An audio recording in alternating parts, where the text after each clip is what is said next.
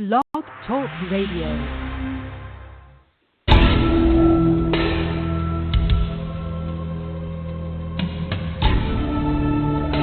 You are now listening to True Murder, the most shocking killers in true crime history, and the authors that have written about them. Gacy, Bundy, Dahmer, The Night Stalker, BTK. Every week, another fascinating author talking about the most shocking and infamous killers in true crime history. True Murder, with your host, journalist and author, Dan Zupansky.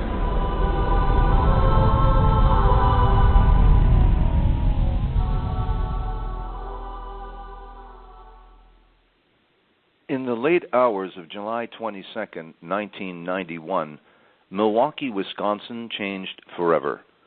Detective Pat Kennedy would meet a man who had altered many lives in devastating ways. Nothing could possibly have prepared Kennedy for what he witnessed that fateful night as he rolled out to the call of a potential murder scene. The Milwaukee Cannibal, the Monster of Milwaukee as Jeffrey Dahmer would come to be known, was the serial killer who drugged, photographed, strangled, sexually assaulted, dismembered, and in some cases cannibalized 17 young men during a 3-year period in a small one-bedroom efficiency apartment. Dahmer Detective, the interrogation and investigation that shocked the world, goes inside the police interrogation room where Kennedy spent long days during 6 chaotic weeks with Dahmer as he confessed to his life as a serial killer. While the world's media clamored outside for information and confirmation, the story of one of the most notorious criminals of the 20th century. The book that we're featuring this evening is Dahmer Detective, the investigation and interrogation that shocked the world, with my special guest journalist and author, Robyn Maharaj. Welcome to the program, and thank you for agreeing to this interview, Robyn Maharaj. Thanks, Dan. Thank you very much, Robyn. This is for our audience. This is an exclusive. This is the very first time that Robyn has been officially interviewed about this debut book.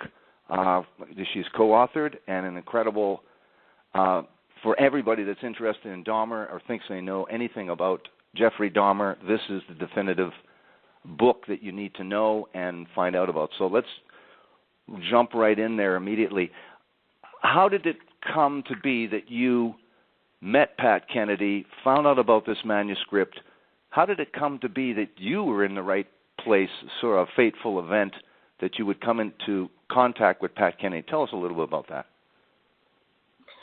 I had read an article or a sort of a top 10 list, I guess, if you will, about sort of the world's history, the world's most evil people.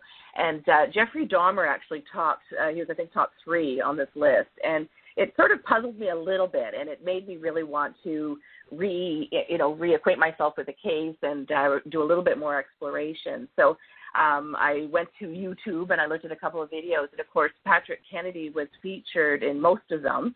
After the Dahmer case, he was sort of Milwaukee PD's go-to guy on the Dahmer case, and so I got in touch with him actually through a film he was in that was out in 2012. It was called The Jeffrey Dahmer Files. And he was featured in that. He was one of sort of 3 people that was interviewed about the Dahmer case. It was him, it was a neighbor, and then it was the medical examiner in Milwaukee. So I sent sort of a fan letter, if you will, but mostly one just in terms of how I thought that, it was him specifically who actually got Dahmer to talk. And that, I really thought he had done a marvelous job on the case and a good job in the interview for this film. And I just thought, that would be the end of it. But he actually got in touch with me. He emailed me back, and that began a dialogue that we had for a couple of months. And in the course of that dialogue through email, I asked if I could interview him for a magazine article that I was even more interested in writing about Dahmer the more I learned about him from Kennedy. And he said, well, in the course of this messaging back and forth, that he actually had a manuscript. And he said, because I was a writer and had done a lot of work with writers and editors, that, he would love for me to read it and just sort of give him some feedback. And this had been a manuscript that he had kind of written immediately after the Dahmer case, just to kind of get it all off his chest and out of his mind, I guess. And Right. Then he kind of would work on it for a little bit and then go put it in the drawer for a bit and then kind of come back. and he had brought it out again to be featured for this film and just to kind of reacquaint himself with some of the facts of the story. And but at this point, he was really interested in having me read it. So we actually agreed to meet in April of 2013, and I went down to Madison, Wisconsin for their film festival where the Jeffrey Dahmer files was being featured. And we had a wonderful interview and time together and a wonderful conversation about Dahmer and about a lot of other things as well. I just found Patrick to be fascinating in terms of his work before he became a detective, during his time in homicide, of course, the Dahmer case and his relationship with Jeff Dahmer, and then everything he did afterwards. Because from then on, he was known as the Dahmer Detective and got interviewed a lot about it, had to talk about it a lot, and so he was sort of forever known in association with this very famous case. So I went down and we had this interview, and I agreed to look at his manuscript, and he agreed to be a subject in my interview for this magazine article. And he gave it to me, and I came home, and I was starting to read it, and 5 days after the first time that we met, I learned that he had a heart attack. He had a fatal heart attack and died. So I went on after about 3 or 4 months to write this article, and then I didn't really do anything with it for a while because I wasn't really sure if I should or I could, because it really shocked me, even though I didn't know Kennedy that well and I only met him for the first time in Madison. I just, I really connected. I really bonded with him, I think, over the course of our conversations. And so I went ahead and did the article, had it published in crimemagazine.com, and then began to be in touch with his widow, Patty, and she and I decided that, it'd be a wonderful tribute to Patrick and a wonderful legacy for him just to have this book come out. So I began working on it as an editor, and then I had my own part to put in there as well. Yes, and like I said, I want to reiterate that this is the definitive book because of the access. You rarely get this kind of access, and this is the ultimate access. Is the detective that interviewed Jeffrey Dahmer, not one of them, but the man that did this, and this is a brilliant interrogation. But I'm getting ahead of myself a little bit.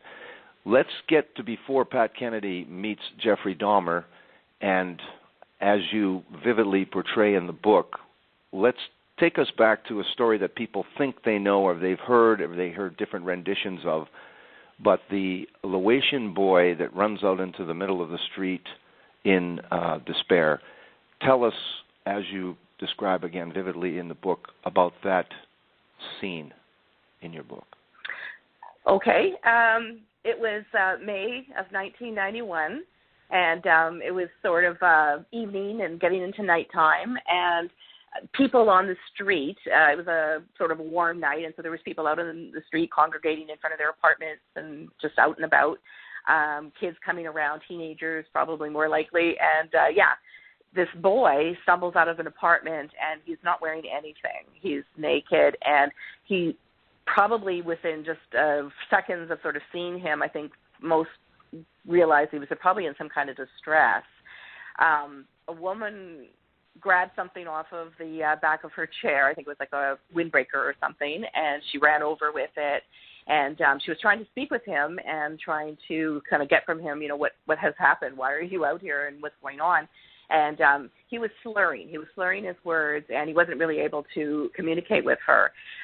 So she sort of looked over and found that another neighbor had called the police, and they were on their way, and certainly probably could have. But some people were sort of just standing around, and there was definitely witnesses, to what was going on. Most people not really wanting to probably get involved, wanting to see what was going to unfold, but not necessarily get involved. But this woman did get involved, and so she was trying to help him. And so she was sort of sheltering him a little bit, and again, just sort of trying to kind of keep him still until the police could get there. But he was probably obviously trying to get away a little bit. But police show up, and they kind of come up to the scene, and she starts telling them, this boy's in trouble. I think he's been assaulted. Seems to have some blood on him, and some scratches and things. And he looks like he's a bit disheveled here. And they try to get from the boy, sort of, who are you, what's going on? And he isn't really able to communicate with them either. Again, he's slurring. He's reverting back to his native tongue and not even really communicating in English. But, I mean, they can obviously see that there is something that's going on here and that things are not right. She's sort of trying to say to them, you know, this is a boy and he's in trouble, and they're sort of waiting to kind of maybe just sort of gather up some more information. Sort of out of the scene or out of the corner of their eye, I'm sure they notice that there's this other man there probably approaching them, and he sort of walks right up to the scene and asks what's going on, and so they are trying to explain to him. And a couple of people recognize that this is a man that lives in the building where the boys come out of. They can sort of verify that. But he's trying to tell the police that this is not a boy, that this is not a teenager, that this is actually a grown man, 19 years old, and it's his boyfriend. He's saying, you know, he's drunk. I just left him passed out in our apartment where we live. I went out to get more beer, holds up a six-pack to prove, you know, that this story is legit. And there sort of seems to be conflicting stories happening. There's what the woman's telling them or trying to tell them, what the man who is telling them. And he's really trying to convince them, and is very convincing, I think, to say, you know, yes, this is my boyfriend. He's not a kid. I can prove it to you. I have his identification upstairs in my apartment if you'll just follow me. So the police bring the boy back up to what turns out to be Jeffrey Dahmer's apartment, and they're going through the apartment, and they're just sort of arm on each side of this boy, lugging him up to the apartment as well, because he's still very stumbly. He's seemingly intoxicated, and they get to the door of 213 of the Oxford Apartments, and they go in.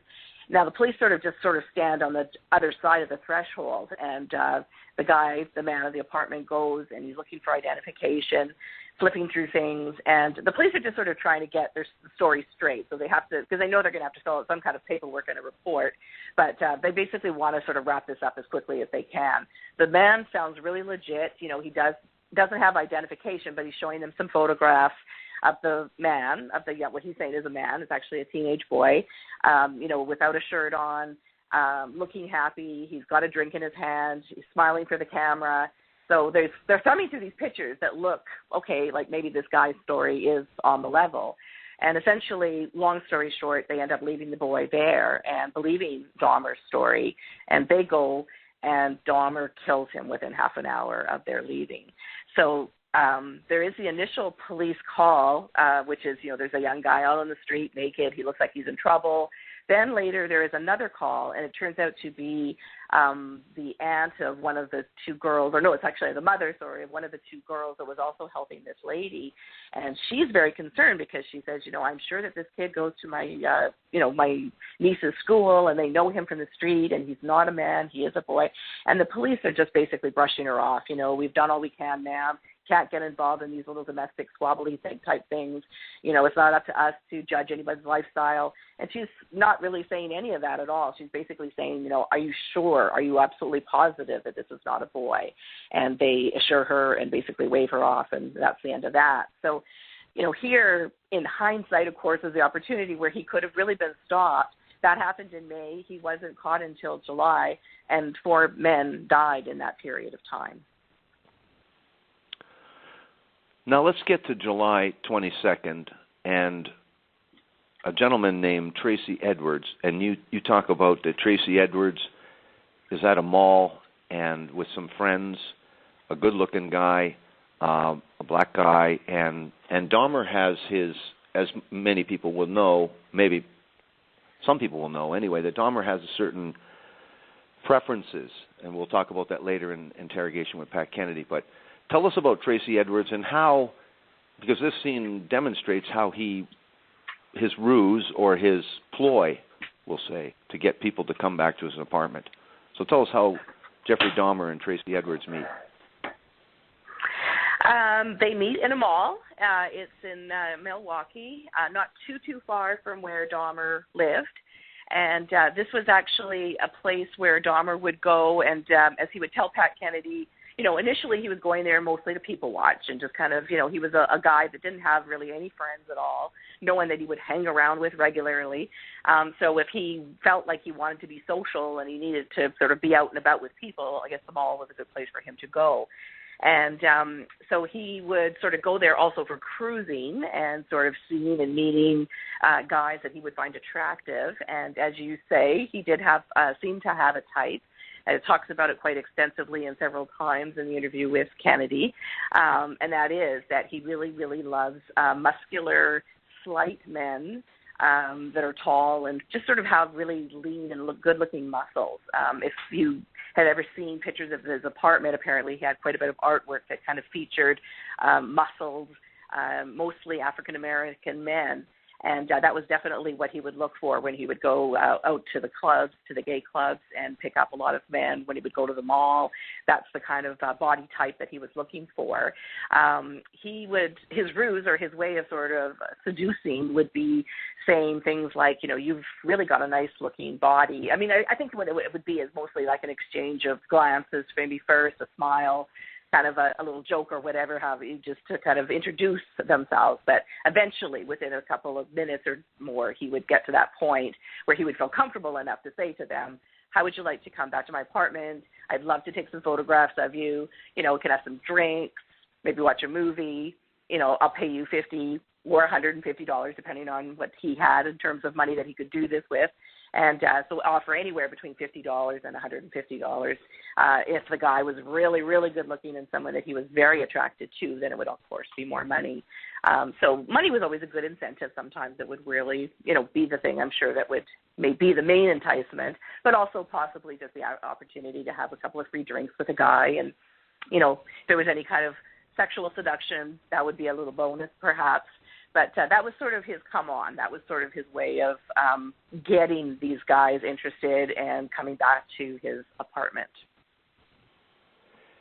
Now, they pick up some beer. Jeff buys a six-pack, and they head over to the apartment. And nothing seems untoward as they head towards the apartment. When you get to the apartment, just like the police, but the police are used to all kinds of uncommon things. So what does Tracy Edwards notice immediately as he gets into that apartment building itself or near Jeffrey's apartment? And then tell us the rapid transition from things that were not untowards on the way there. Everything seems much different quickly. Tell us about that.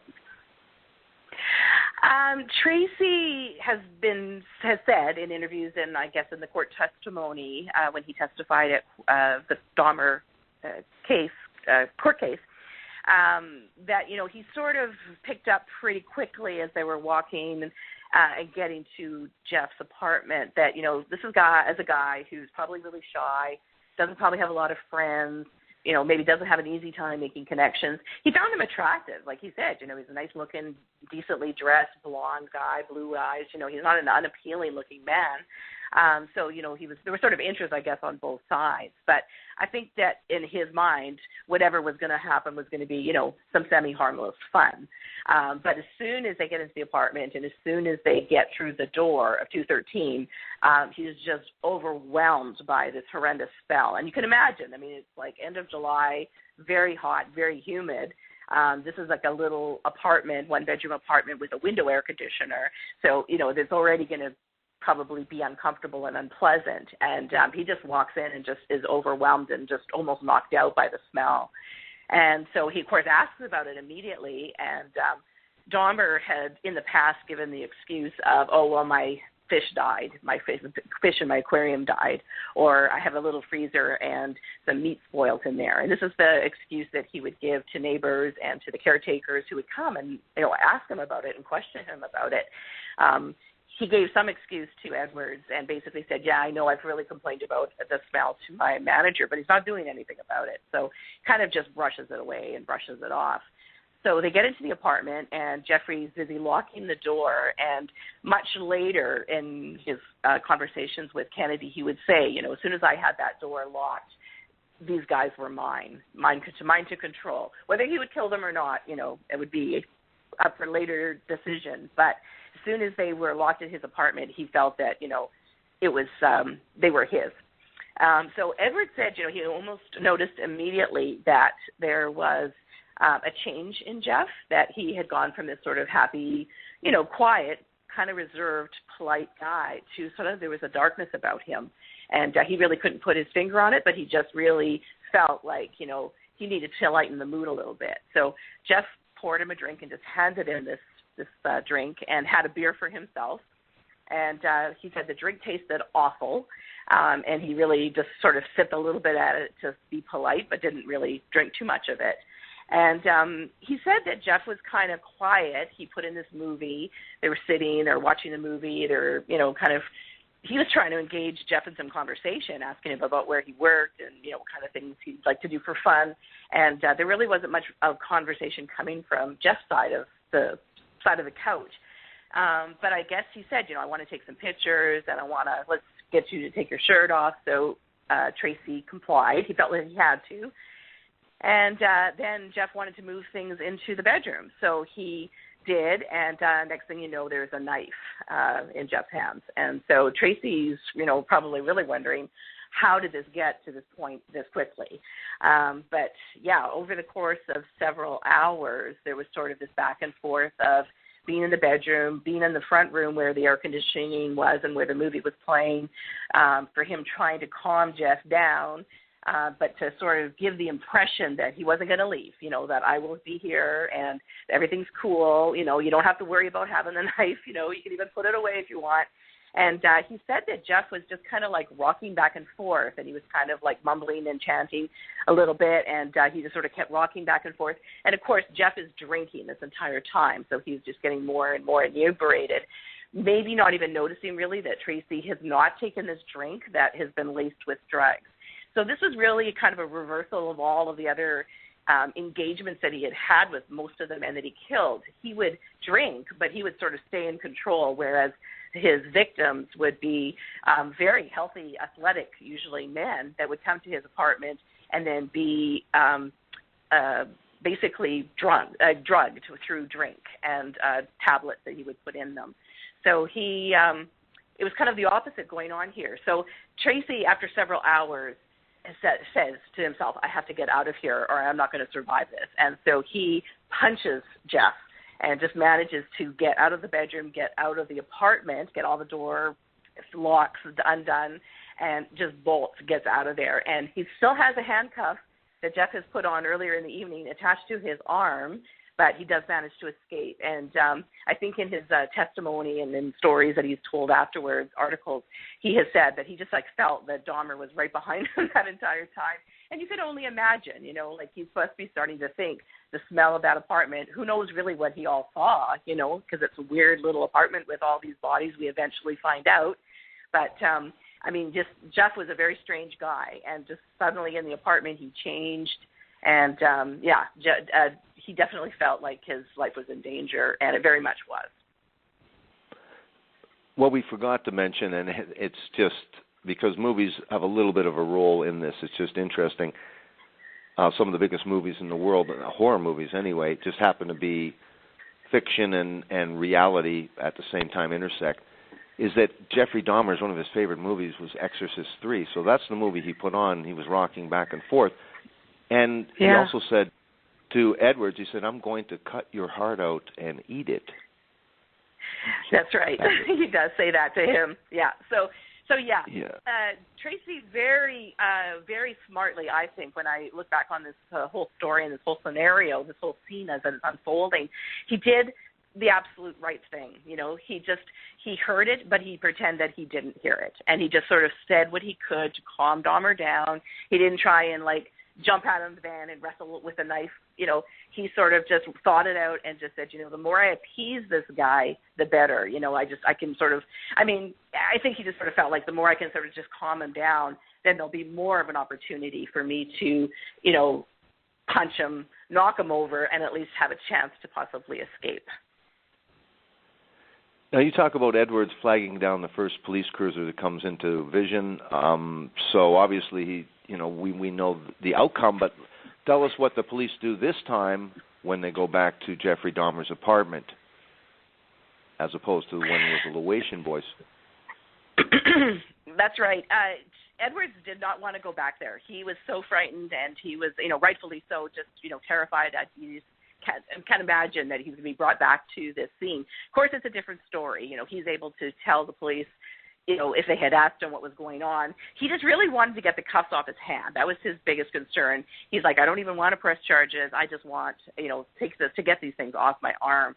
So recognizing that they weren't Milwaukee Police Department issue, they said, well, we need to get whoever has the key to them to get them off. So they take him back to Dahmer's apartment after much persuading, and they're standing there. Now, Jeff has been knocked out, and he's still very, very drunk from all the beer that he's been drinking. It's probably very late. It is after midnight. And there's these cops standing there with the guy, that he's just punched him and escaped. So they say this fellow has handcuffs on his arm. He wants them off. Where's the key? So they come in, and they, of course, can smell, the same thing that Edwards had smelled hours earlier and that everyone in the apartment was complaining about. And, Jeff is sort of fumbling around, and, in the back of his mind, he's thinking, I don't have the key. Like, I don't know where the key is, because he's never needed the key. Anytime he's handcuffed somebody, they've been a victim that he can cut their arm off to take the handcuffs off. So he's never needed the key. So I'm sure he's thinking to himself, how am I going to get out of this? But the more time that the cops are there, the more things are just really feeling weird, odd. That smell is getting to them, starting to look around a little bit. They see there's a stack of some Polaroid pictures of men in various stages of undress.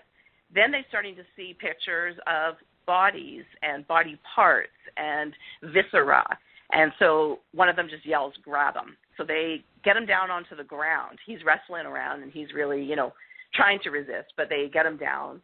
And, of course, they call it in. And that's basically how the police stopped Jeffrey Dahmer. Now,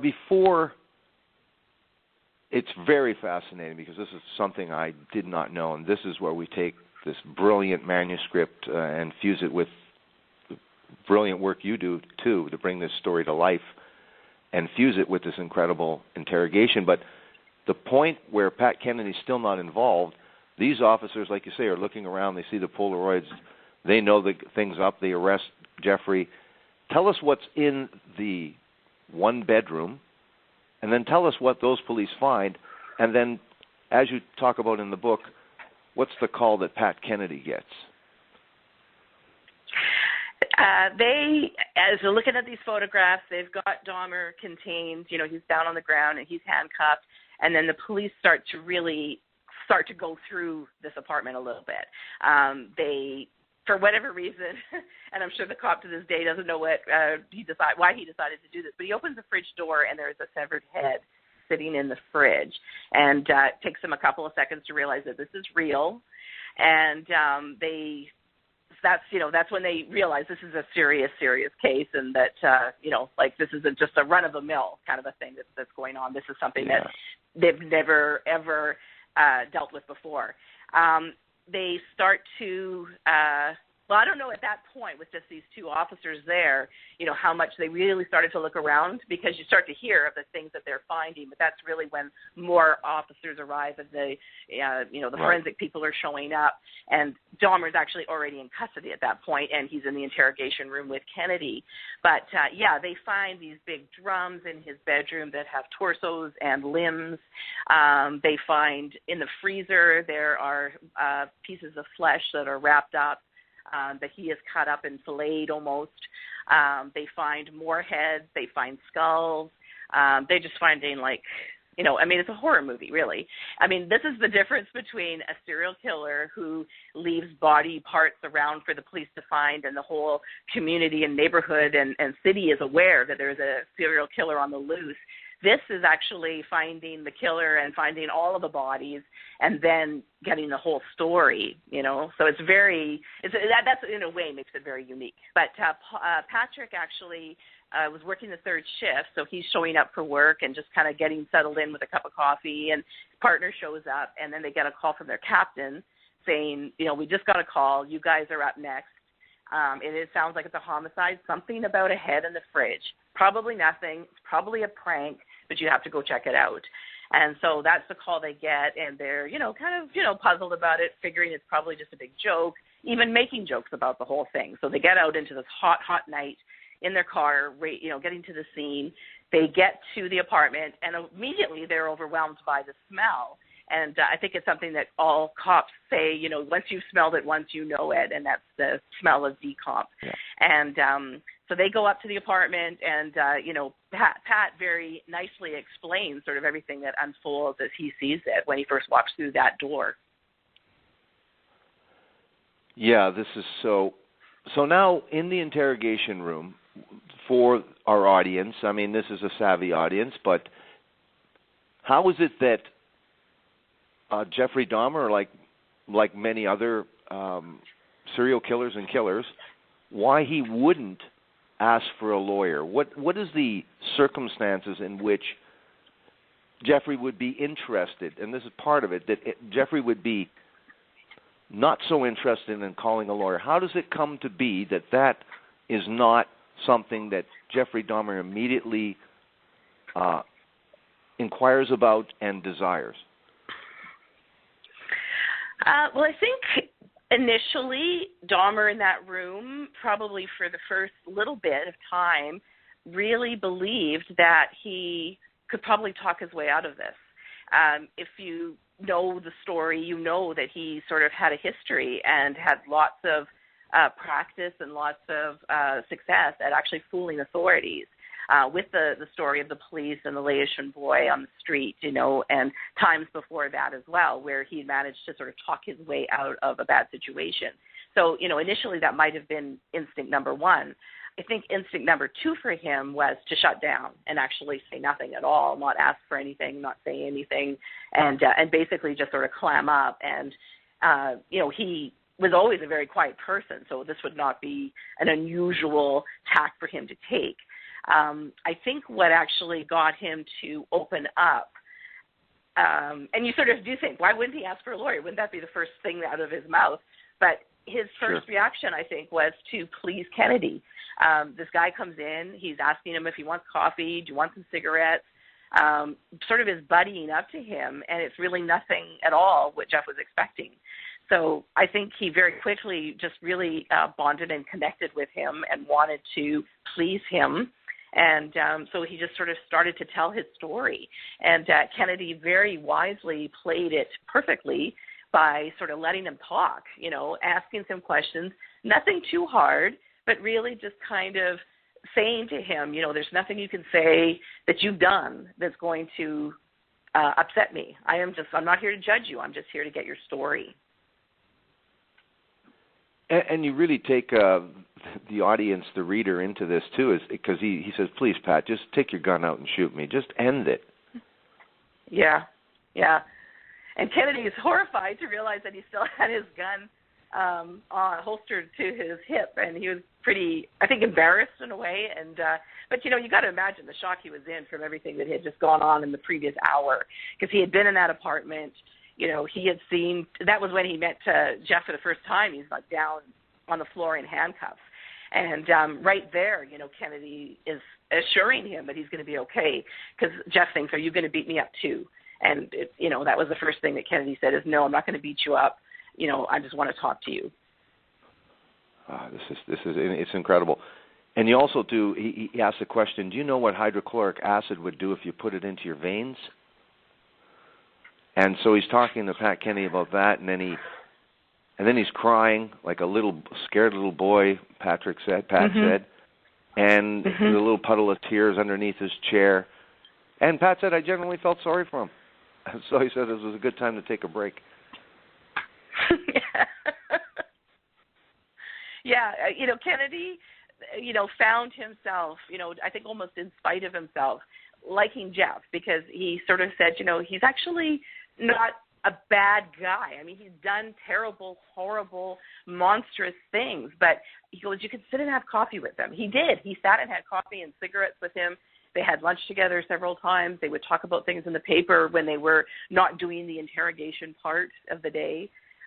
He just sort of came to kind of like the guy. And I know it really bothered him sort of on some levels, and it took him a really long time to, I think if you use the word friend, I think he would cringe a little, and he didn't want to think of it as a relationship necessarily, but I think in the end he really did say it was a relationship, because we did talk, and, I like the guy, There's a lot of other guys, bad guys that I've met that I don't like, that I hate. But this guy, he was okay because he was polite and he was willing to talk, and he was willing to help them. He was willing to talk to them about who his victims were, because back in 1991, if you think about it, they didn't necessarily have all of the tools available to them forensically to identify all of these victims, and in some cases there was nothing left of the victim, or very little left of the victim. And so Jeff was really instrumental in actually bringing some relief possibly to those family members who are wondering whatever happened to our uncle, our brother,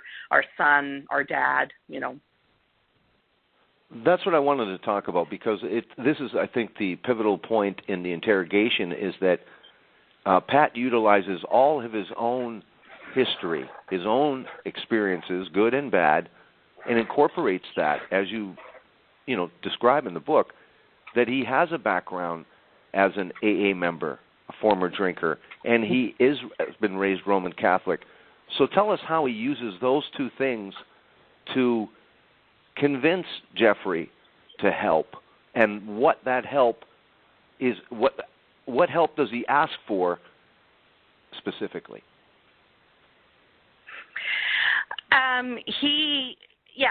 That's probably one of the things that you know about when you know Kennedy. You know about him is the fact that he was an alcoholic, and that he sought treatment. He had been clean for quite a long time before the whole Dahmer case came up. But it's sort of still a struggle that he had, and so maintaining a sober life when you have a history of alcoholism, not just your own but in your family, plus very stressful job, family, money worries, the whole bit. So he recognized in his talking with Jeff pretty early on that Jeff had a serious drinking problem, and was able to say, to himself, I can connect with him on this. And that was what they did talk about. I don't think he actually came out and said, Jeff, if you hadn't been drinking, this wouldn't have happened necessarily. But he did say, in his experience, alcohol has sometimes played a big part in a case, especially a case of homicide, and that, it's something that he was able to use to get Jeff to open up.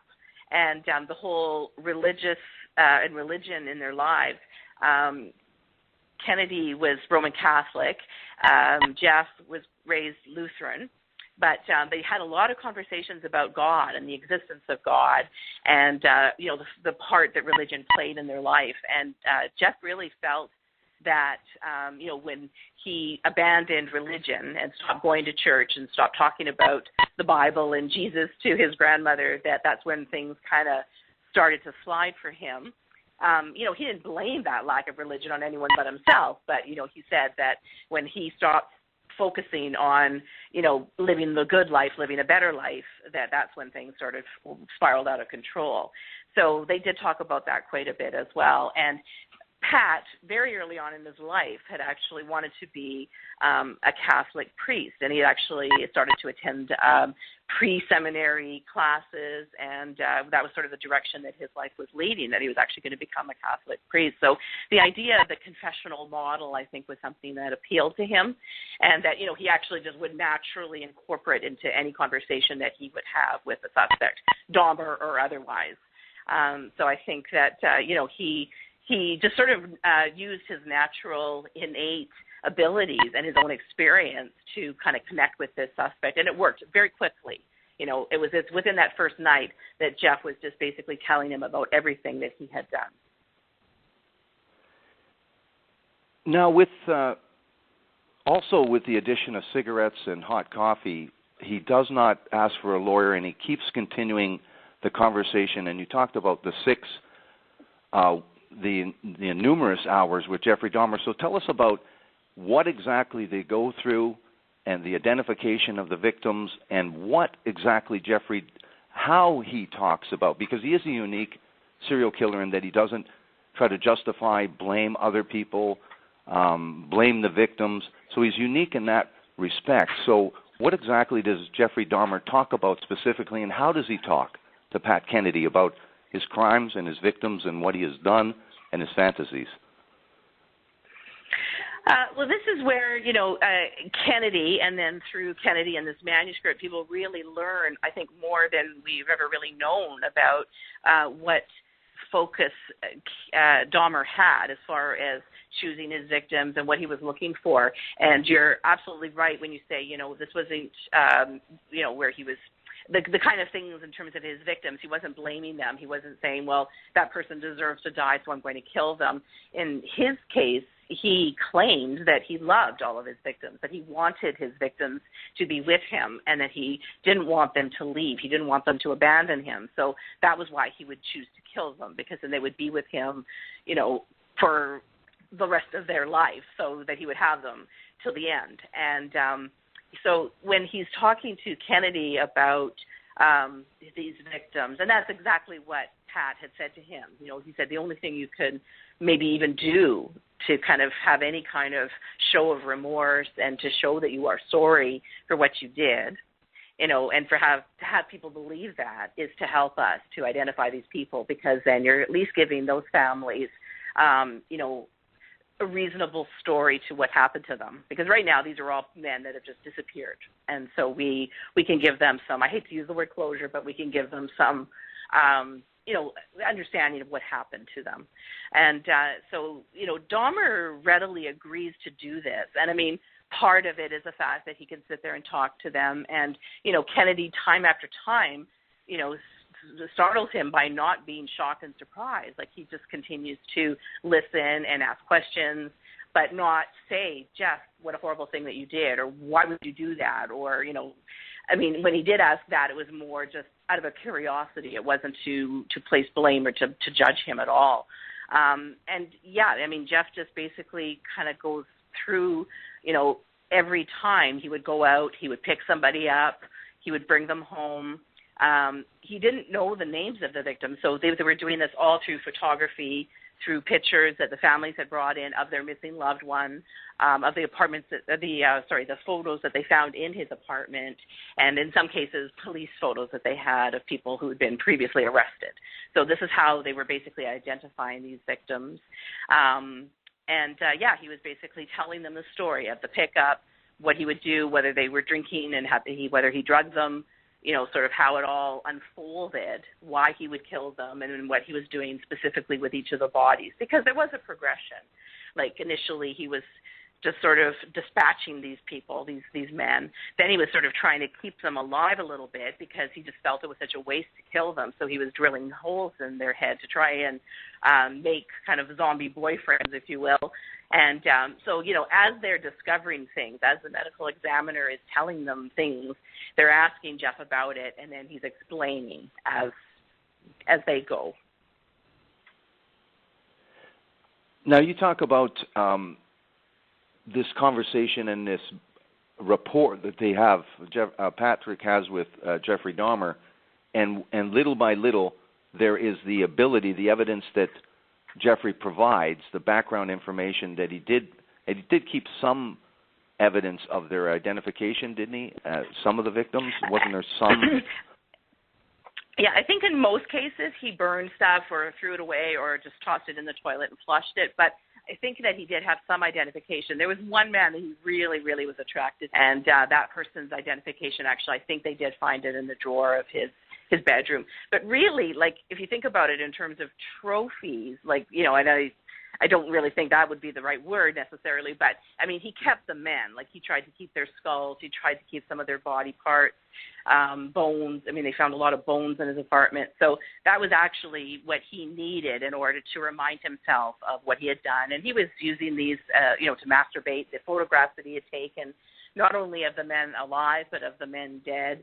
And so, this was all part of his sexual addiction, which was necrophilia. I mean, that was his paraphilia, which was that he liked incapacitated men. That's what he really wanted to sleep with, was men who would not ask anything of him, but that he could do whatever he wanted to them.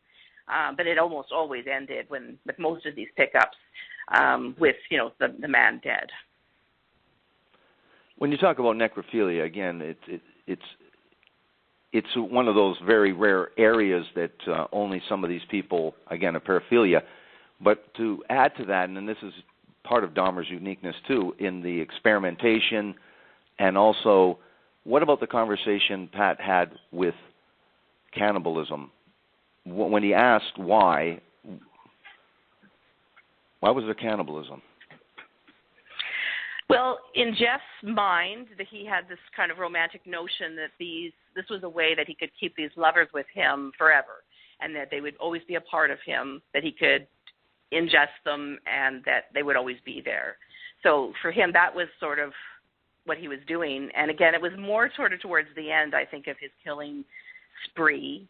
But he certainly, he had flesh and body parts in his freezer. And when the officers were unpacking these things, they're saying it looks like cuts of meat, and it's very much almost prepared that way too. According to Patrick and the investigation that they did, that was pretty much all he was consuming in the last month before they caught him. They found condiments, and they found vegetables and sort of side dishes that you would have perhaps. But, the only meat he was really eating was human flesh. And, I think he didn't talk about this initially. Dahmer claims that he wasn't really sure whether it would matter in terms of, I'm telling you about all the men I killed. Does it matter, whether I cannibalize them or not? And then he also said, I didn't want you to think less of me. He was worried about that might be too taboo, that they would eventually just say, okay, enough's enough, we can't take any more of this. But once again, Kennedy was able to find within himself, and the other detective that helped him, of course, with all this, to really just kind of go ahead and move past it. And, of course, they did ask him. And, again, it was really about this, I wanted to keep them with me. Now, you don't talk about too much in the book, but there is Jeffrey Dahmer has to move, and so that creates a lot of anxiety in his life. And so, as you say, his modus operandi, everything that he did, he used to be, and he does say to Pat, I think, I used to be really careful. So he seemed to be very, very disorganized, and more so chaotic and careless. And then when we get the difference between the calm, cool, and collect with the Laotian boy and Jeffrey Dahmer's luck just runs out, basically. So he was definitely out of control those last 6 weeks or so in terms of the amount of men he was killing, the fact that he was drinking so much more and getting so drunk and passing out that bodies were starting to pile up, and even he admitted that he wasn't able to dispose of them as quickly as he was killing them. So there was that. Again, there was the smell. It was summertime, so he was dealing with that. Things weren't really going very well with him at work, and in fact, he knew that he was going to be let go because he'd been so much work. He would sort of try and do all that he was doing with these men, from the pickup to the disposal, all over the course of the weekend. But then sometimes that wasn't enough, and so he was actually killing maybe 2 men a week. And so it was really, things were just really sort of spiraling out of control. And he knew it. He just knew that he was getting sloppy. He was getting lazy about things. But he didn't really do anything to, turn it around.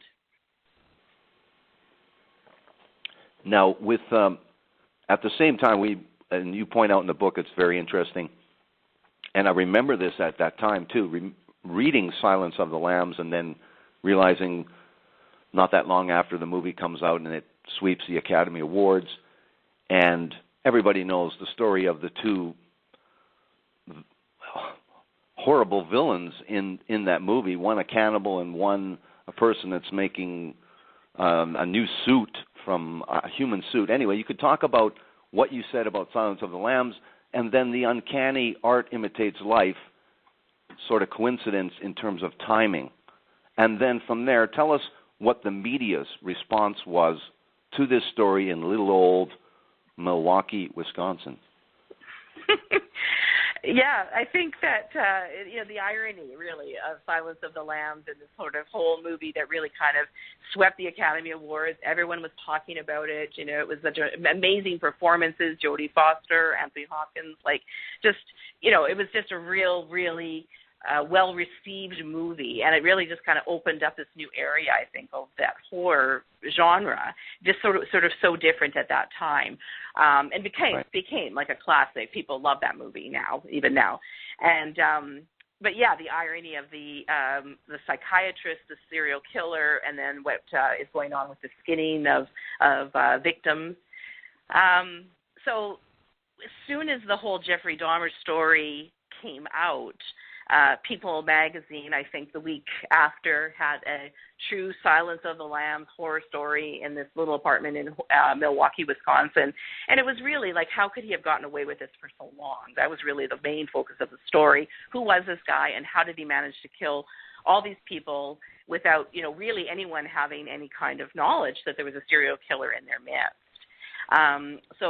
There was definitely sort of this whole, as you say, art imitating true life going on at that time in 91. And, Wisconsin, the other interesting thing about that is that the whole Ed Gein story, which also took place, I think it was in Plainfield, Wisconsin, many, many decades earlier, but that movie was actually also the inspiration for, one of the inspirations for Silence of the Lambs. So it does kind of go full circle a little bit. And, it's a state known for dairy production, beer production, and happy days. Now it's still forever now marred by the Dahmer story. Yeah.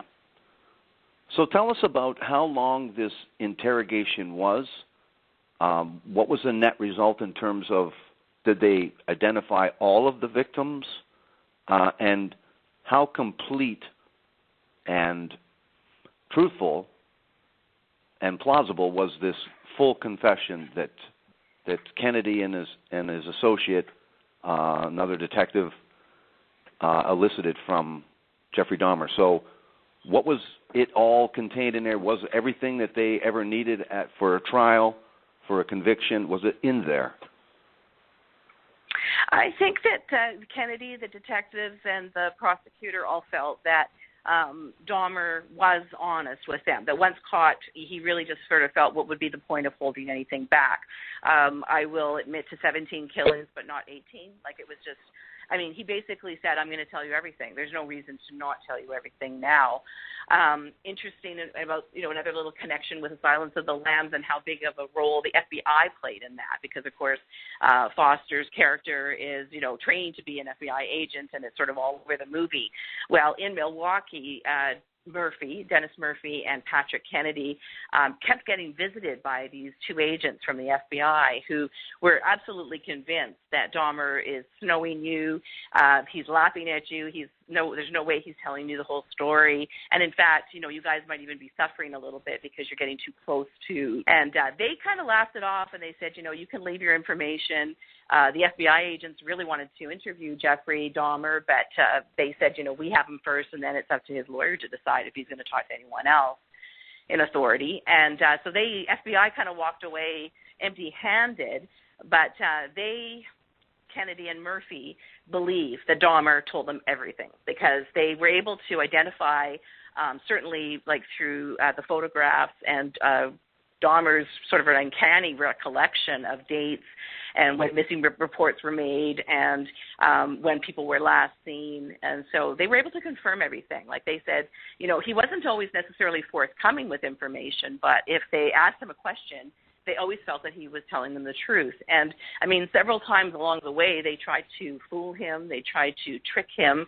They really tried to get him to somehow admit to something that he hadn't done so that they could turn around and say, haha, Jeff, we caught you in a lie. But, every time they did, he came clean, basically.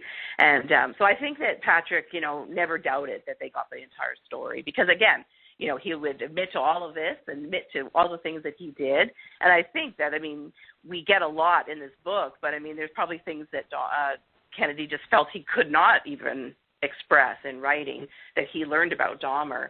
And he said if he's willing to admit to all of this, then I don't have any reason to believe he's holding back. No. Can't even imagine what else anyone could even imagine doing. Now, with this relationship that's a little lopsided, obviously, because Jeffrey really thinks he's a friend because he's never been able to talk without any kind of judgment before. Obviously, he's kept this super dark secret a secret forever. This is something, who are you going to share this with? So he sees these Pat Kennedy and Murphy as at least confidants, and so the relationship ends.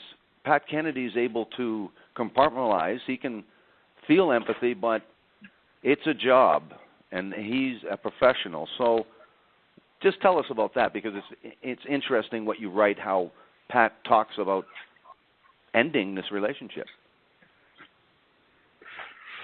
Well, I think, I think because of the intensity of it all, everything that he's being told by Jeff, everything that Jeff's admitting to, the media scrutiny, sort of the pressure that he was feeling as a pretty young detective. He was only 37 at the time, had been on the Homicide Bureau for a couple of years, but, still considered to be a little on the green side to have caught such a heavy case. So there's all this pressure, and then there's things going on at home in terms of his marriage and, living with kids. They were all sort of preteen and teenage. This is actually a remarriage, so, there's sort of that a little bit of stress there too. So there's all this going on. His wife is worried, are you going to be driven to go to the bottle because of all of this? She's worried that he's not going to be seeking professional help, like through therapy. He's confident that he's got it under wraps, under control, and there is no issue with that at all anyway. So, that's not really a reality pressure necessarily, but he's got all of this sort of on his head as this case is going on. So there has to be a certain amount of relief when it is going to finally come to an end and he doesn't have to deal with the Dahmer story anymore. He's going to go to prison forever, and that's that.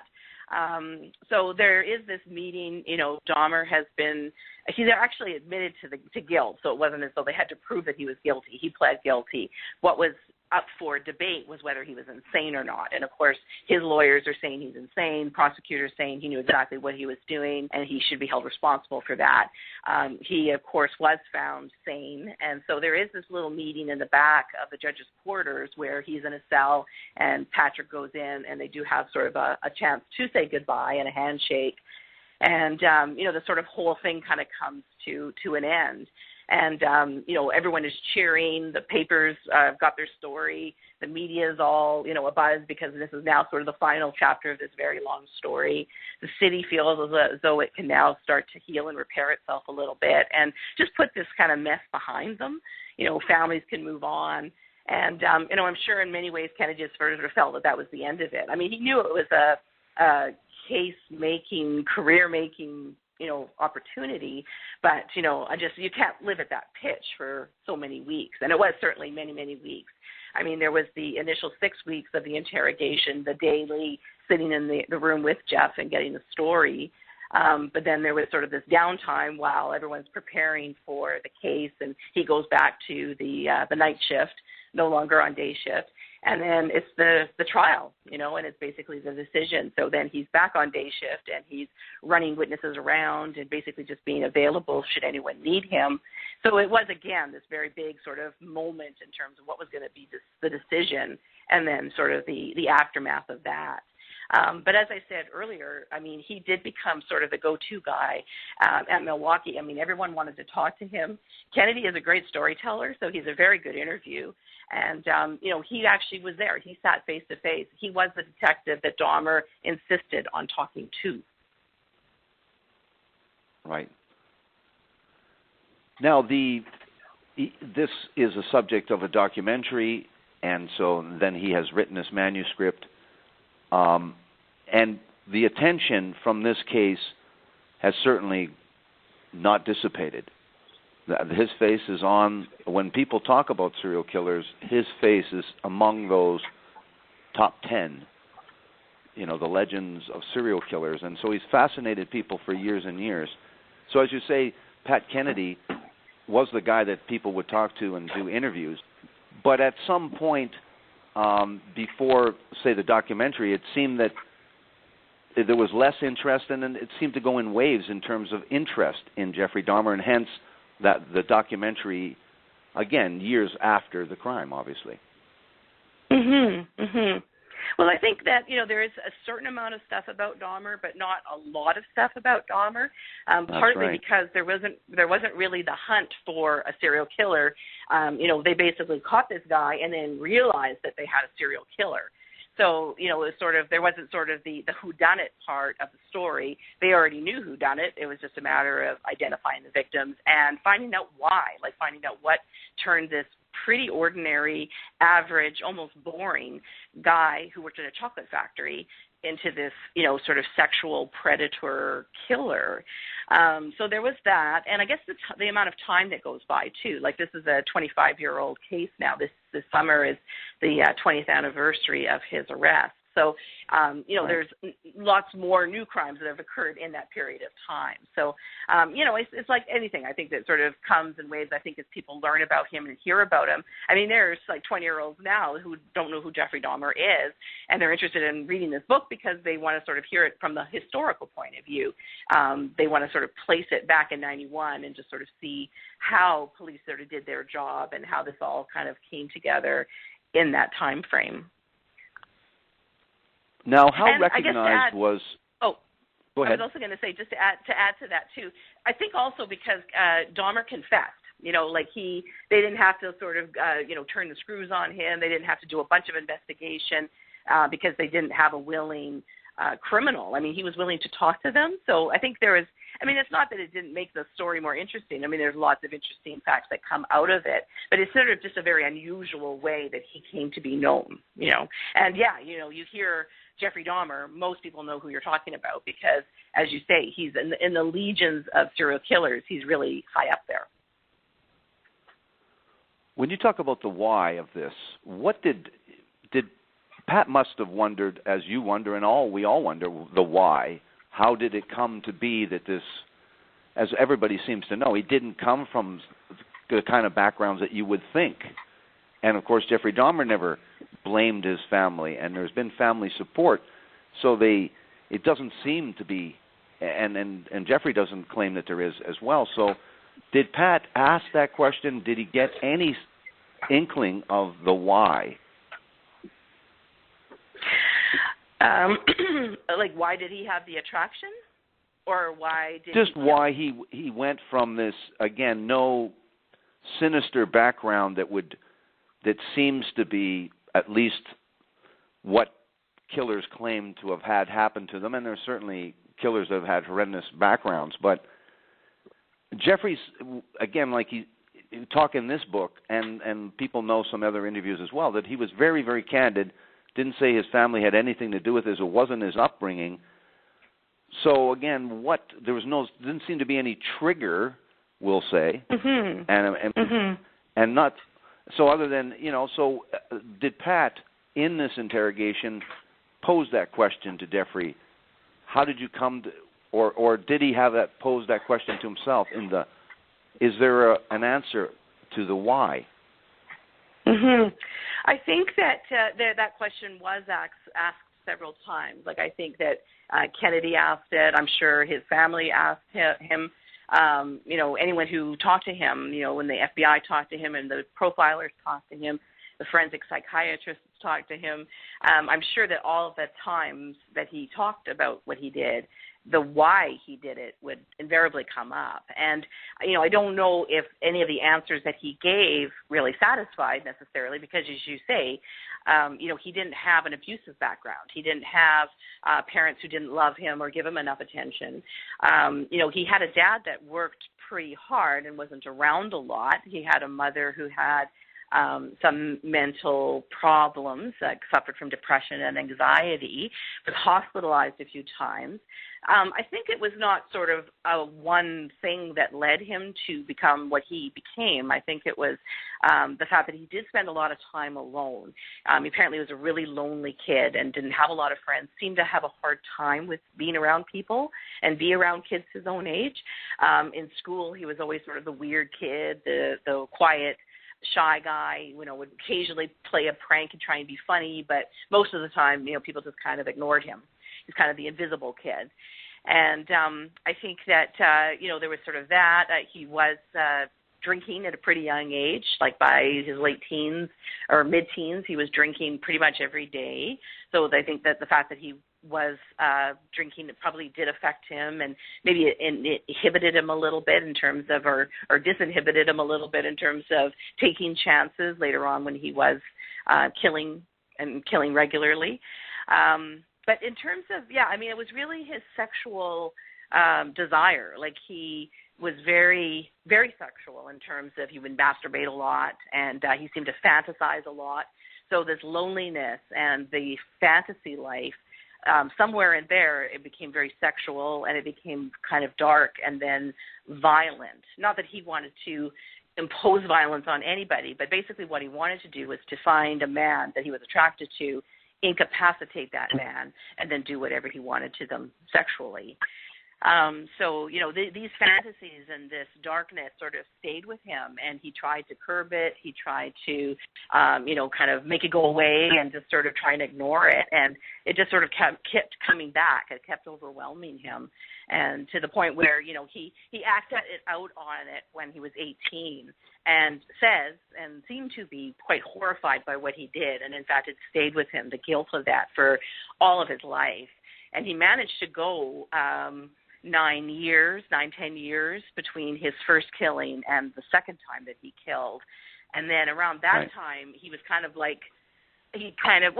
second time, actually, he claims it was an accident because he was in a hotel room with a man.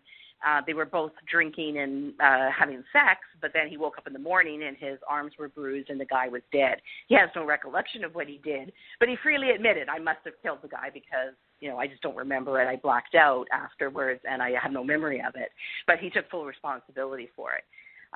So then there became this path where he was sort of trying to stop himself, but he couldn't stop himself. And then, finally he just sort of agreed to abandon any stop capacity that he might have had. And then he was on a regular cycle. He got into this habit of going out to the clubs, drinking, watching these good-looking men dance, trying to do a seduction, try and encourage them to come back to his apartment. And it just became his routine. That was his social life, essentially. Right. Now, we know that Jeffrey Dahmer was convicted, and we will get to his fateful end in a minute. But after this case, not only does Kennedy known as the Dahmer Detective, but also Kennedy steps into a role that's quite different, but yet very, very important and very, very satisfying and gratifying to him in his career as a police officer. So tell us what Patrick Kennedy does after that, and what is his beliefs that the police need to do? Well, he stayed on the police force for about 10 years after Dahmer, after they arrested Dahmer. So I think it was around 2001 or so that he retired from the police force. And he wanted to really sort of take what they had learned from the Dahmer case and sort of try to make improvements, provide better training for officers, because he said, we have all these mistakes that were made in terms of, the police leaving a victim in Dahmer's hands and then that kid basically being killed, within half an hour of their leaving, the police leaving. And so they wanted to train. And he said, I know exactly how it happened. He knew those officers. And he said, the training that they had kind of dictated that it kind of go down the way it went down. He wasn't excusing the neglect that I think he felt went into the case, and I think he thought that, of course, hindsight is always 20/20, but had he been there, he probably would have tried to ask some more questions, try to ascertain a little bit more information, and not just sort of simply left after just a few minutes of sort of getting some more answers out of Dahmer and trying to get some more answers out of this kid. He thinks he might have or possibly could have done a little bit more.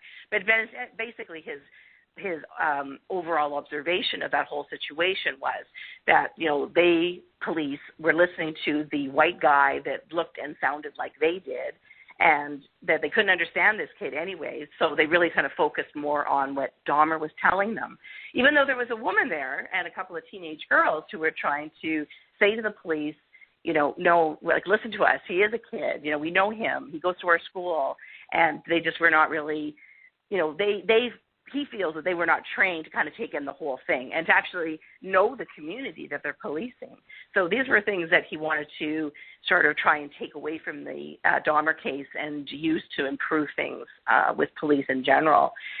So after he retired, he actually went down to South America and spent some time there working with police and trying to get a program together, which is the Police Athletic League. And essentially it's a program in the States that is geared towards getting police more involved in the communities that they are policing, and to working with kids and young people, and to try and encourage, healthy choices and healthy decisions in terms of choosing a legit life and a life of crime, and to sort of be there, not as the police necessarily, but to sort of be more of a part of the community.